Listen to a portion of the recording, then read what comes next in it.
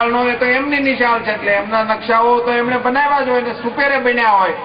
મનસુખભાઈએ કહ્યું કે આપણે આ શાળામાં કઈ રીતે મદદરૂપ થઈ શકાય, એની અંદર આપણે ગ્રાન્ટ આપી શકીએ આપણી, એવું એ મને પૂછતા હતા. મારી જાણકારી છે કે આ સંસ્થામાં તો અચૂક રીતે આપણે ગ્રાન્ટ આપી શકીએ, નગરપાલિકા સંચાલિત છે એટલે આપવી જ જોઈએ. અને આ મકાનના બાંધકામની અંદર હું 11 લાખ રૂપિયા મારી સંસદ સભ્ય તરીકેની ગ્રાન્ટમાંથી આપીશ. અને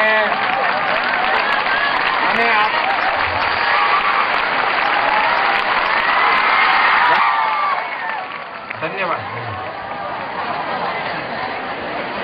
આ શાળાના બાળકો માટે બગસરાના શાન ને છાજે એ પ્રકારનું મકાન અહીંયા બને, એમાં અમને કહેશો તો વધારાના ઉપયોગમાં પણ અમે આવશું.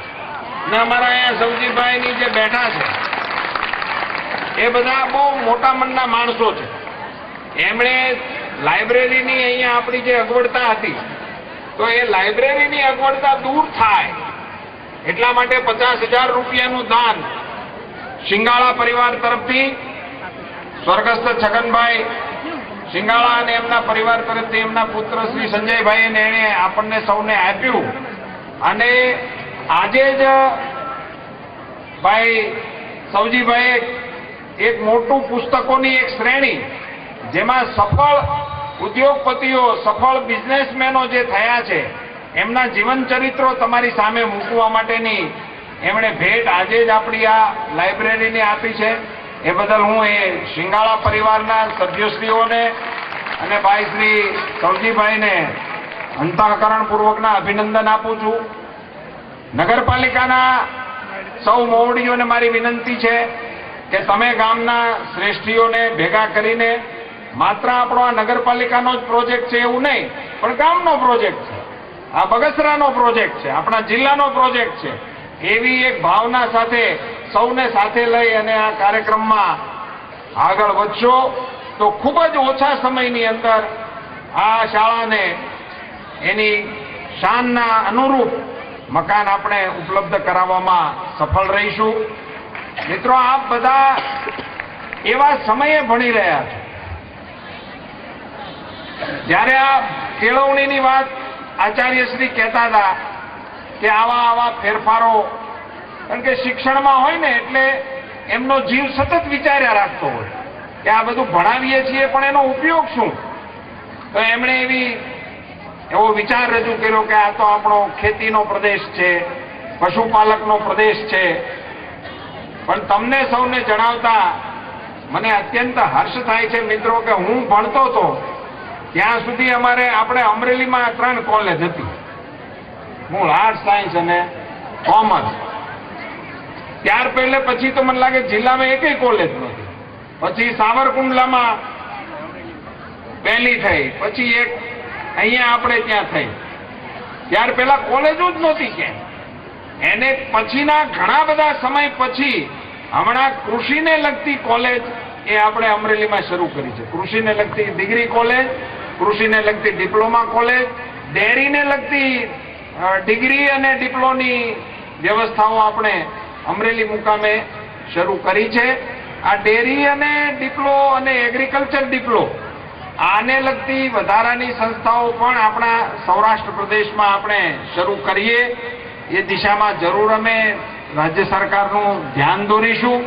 પણ આ ખેતી અને પશુપાલન એ વિષય એવો છે અને અત્યાર સુધી એમાં એવો ફેરફાર જોવા મળતો હતો કે ભણે એ પાછા ખેતી કરે ને. હવે આ દોવાનું કામ તો આ દીકરીઓ કરે જ નહીં, નહીતર વગર ભણે નિશાળે ગયા વગર દોતા, ગાતા, રોતા, વલોવતા આ બધા કામો એમને મને આવડતા. એ પ્રકારના મરસિયા ગાતા આપણી બહેનોને એમને જ આવડતું. એને દોતા આવડતું હતું, એને ઘોડે સવારી આવડતી હતી, એને ખેતી આવડતી હતી, એને સુરક્ષા આવડતી હતી. આ બધી જ પ્રવૃત્તિ આપણી બહેનો કરતી હતી. પણ કમનસીબે આપણે એવો મગજની અંદર કન્સેપ્ટ આપણા મગજમાં આવી ગયો કે ભણ્યા અને સુધર્યા એનો અર્થ એ થાય કે હવે આપણે દોવાય નહીં. હવે આપણે ગાયનું છાણ વાસીદું કરાય નહીં. હમણાંનો એક મારો અનુભવ કહું. તમને લાગતું નથી ને પીરિયડ લાંબો હાલે છે? હું બેલ પડવાની રાહ હોય એવું છે નહીં ને? હું હમણાં વાણંદની દુકાને ગયો હતો, તો મારી બાજુમાં એક છોકરો જુવાન બેઠો હતો. મારે એમ કે આ વાણંદ લોકો છે ને વૈદું કરતા હોય એટલે નાનું મોટું કઈક એવું ઉપચારનું કામ હશે. એટલે મેં પૂછ્યું કઈ તકલીફ હતી, શું થયું છે? તો કે નાના મેં બ્લીચિંગ કરેલું. આ મને ખબર નહીં કે આવું કઈ હાલતું છે. મારે જેમ કે કપડાને જ થાય, મોઢાને થાય એ કઈ મારા ધ્યાનમાં નહીં. મેં કીધું બ્લીચિંગ હું કામ કરાવ્યું? તો કે ગાલ લાલ થાય. મેં કીધું તારે શું જરૂર પડી? તો મારા લગ્ન છે.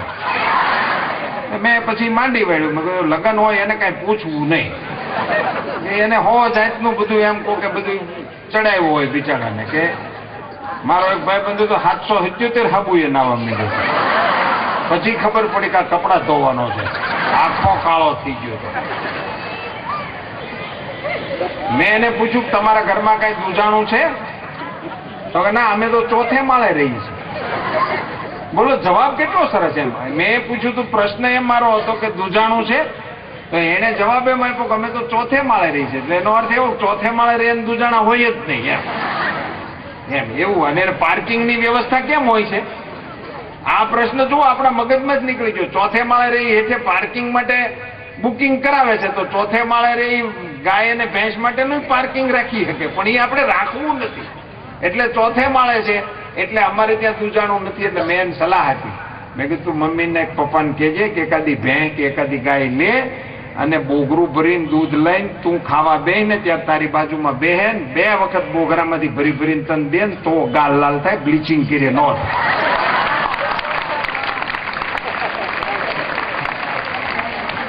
નો વાણંદ હું જાઉં છું ને તો મને કીધા રાખે હમણાં ટ્રાફિક છે, તમે અહીંયા આવશો.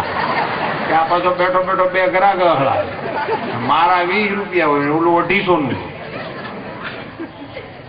આ મૂળ વાત મેં તમને મિત્રો એટલા માટે કરી કે તમે ભણો, તમે સ્વતંત્ર રીતે આગળ વધો, તમે ટેકનોલોજી શીખો, તમે કોમ્પ્યુટરને વાપરતા શીખી શકો, તમે વિમાન ઉડાડવાના સ્વપ્નાઓ સેવી શકો, તમે આ દેશની રક્ષા કરનારા સૈન્યના કમાન્ડરો બનવાની તમન્ના રાખીને આગળ વધી શકો, તમે આ રાષ્ટ્રના નાગરિક બનો, વૈજ્ઞાનિક બનો, અધિકારીઓ બનો, કલેક્ટરો બનો, અફસરો બનો. આ બધું જ બનવાની ખેવ ના રાખો, પણ તમે મૂળ કઈ ધરતીના માણસ છો, તમારા વાલી વારસ કોણ છે, તમારું કુટુંબ કોણ છે, તમારા સંસ્કાર શું છે, તમે કઈ માટીના વારસદાર છો, તમારી ગરિમા શું છે, એને તમે ઓળખ સાથે જાળવી રાખો. આપણે કાઠિયાવાડી છીએ, આપણે સૌરાષ્ટ્રના છીએ, આપણે ગંગા સતી અને પાનબાઈના વારસદારો છીએ, આપણે જલારામ બાપાના વારસદારો છીએ. આપણે આપણા આ પૂર્વજોને ઓળખી રાખવા પડે. આપણે મેઘાણીના વારસદારો છીએ. આપણે આ આપણા પૂર્વજોની ઓળખ આપણામાં આવવી પડે. આપણે ગુજરાતી ભાષાના વારસદારો છીએ. આપણને ગુજરાતીનો મોહ હોવો જોઈએ, ગુજરાતી પ્રત્યે આપણને પ્રેમ હોવો જોઈએ. અંગ્રેજી શીખો, અંગ્રેજી નહીં બીજી 8 શીખો, પણ મોટા થઈને શીખો, સમજ્યા પછી શીખો. ગુજરાતી સાથેનો આપણો પ્રેમ વધારો. ગુજરાતી ભાષામાં જે તાકાત છે એવી તાકાત કોઈ ભાષામાં હોય એવું હું માનતો જ નથી. એવી તાકાત વાળી આપણી ભાષા.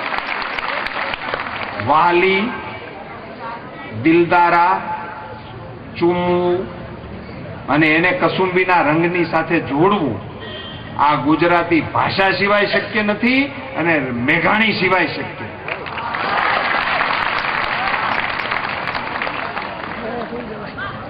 જેણે કમળ પૂજા કરી અને ધીંગાણામાં ઉતર્યો હોય એવો કોઈ શુરવીર હોય અને એને ધીંગાણામાં ખપી ગયા પછીના સમાચાર આવે અને એમની વિરાંગના પત્ની એમનું મસ્તક ખોળામાં લઈ અને પદ્માસન લગાવીને ચિત્તા ઉપર બેસે ને ત્યારે એની પદ્માસન લગાડેલી પલાઠીની પેની ઉપર એના વીર પતિના હોઠ અડે એ દ્રશ્યને ગુજરાતી ભાષા અને મેઘાણી ઝીલી શકે, બીજા કોઈ ઝીલી નહીં.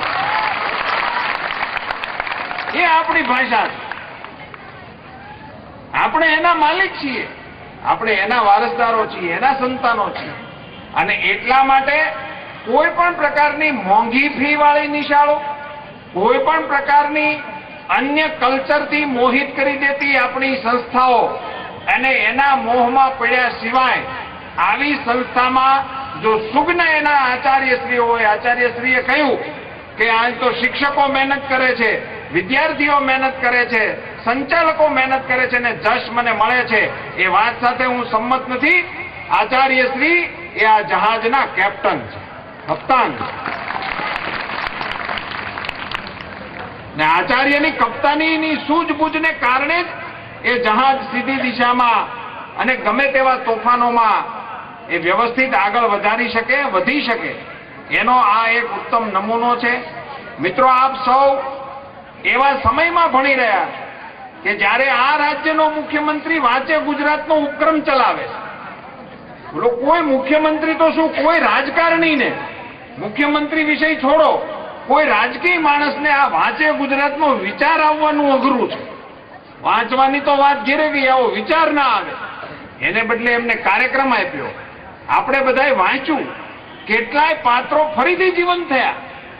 કેટલાય વર્ષો પહેલા કોઈએ પોસ્ટ ઓફિસની વાર્તા વાંચી છે, વાંચે ગુજરાતની કવિતામાં લખ્યું છે કે આ મરિયમના પત્ર જેવું છે વાંચે ગુજરાત. કેટલા વર્ષો પહેલા કોઈએ વાંચ્યું છે. મીઠી માથે ભાત, શું વાત છે. કેટલા વર્ષો પહેલા આપણા મગજ ઉપર આ બધું આવતું હોય અને આપણે તાદૃશ્ય કર્યું. અને જો આપણે આપણી ભાષાને વાંચીએ નહીં તો આપણને ખબર શું પડે કે આપણી ધરતી ઉપર શું થયું હતું, કેમ થયું હતું, આપણો ઇતિહાસ શું છે, આપણું ગૌરવ શું છે, આપણી ગરિમા શું છે.